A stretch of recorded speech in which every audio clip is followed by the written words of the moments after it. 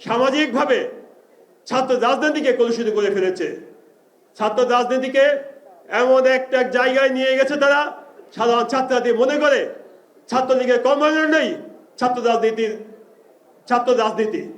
ছাত্রলীগের যে কর্মকাণ্ড এটাকেই তারা ছাত্র রাজনীতি বলে মনে করে।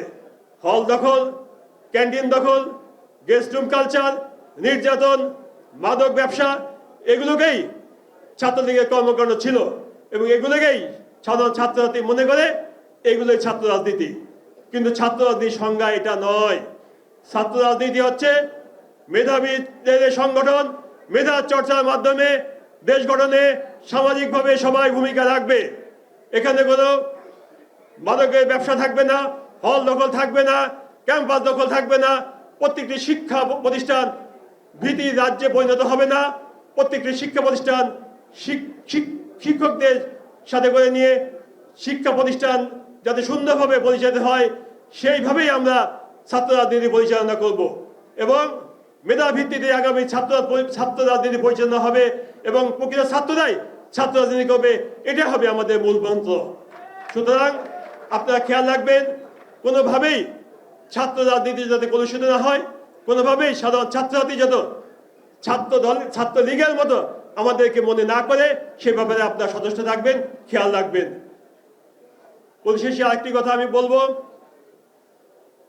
বিভিন্ন শিক্ষা প্রতিষ্ঠানে ফ্যাসিস্ট হাসিনার কিছু প্রেতাত্মা বাহিনী রং বদলিয়ে বিভিন্ন সংগঠনে আশ্রয় গ্রহণ করেছে। তারা উস্কানিমূলকভাবে বিভিন্নভাবে আমাদের কর্মকাণ্ডে বাধা সৃষ্টি করার চেষ্টা চালাচ্ছেন। আমাদেরকে ধৈর্য ধারণ করতে হবে।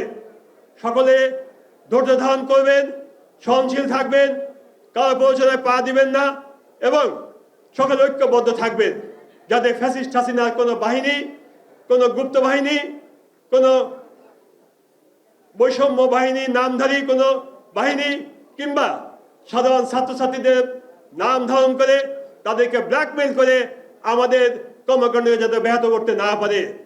সুতরাং সকলে সজাগ থাকবেন, সচেষ্ট থাকবেন, যাতে আমরা জাতীয়তাবাদী ছাত্রদল শহীদ জিয়ার আদর্শ, উৎপাদনমুখী শিক্ষা ব্যবস্থা, 31 দফা কর্মসূচি সুন্দরভাবে সাধারণ ছাত্রছাত্রীকে পৌঁছে দিতে পারি, সুন্দরভাবে আগামী দিনে বাংলাদেশ গড়ার স্বপ্ন দেখাতে পারি।